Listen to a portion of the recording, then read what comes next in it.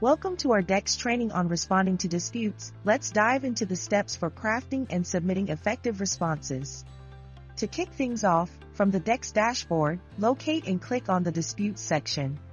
Click on the selected dispute to access the Response section.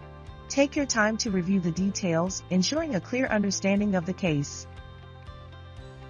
Head to the Items Needed tab to confirm the required supporting documentation. Make sure all essential evidence, audio recordings, authorizations, receipts, is at your fingertips. Now, let's get to the heart of it. Address each aspect of the dispute clearly and concisely. Add context to strengthen your case. Upload it using the specified formats and size limits. Ensure everything aligns with the dispute requirements. Do not put comments on the Comments tab, they need to be in the rebuttal statement. Once your response is polished, submit it for Forte's assessment. Confirm the submission and await feedback on your response.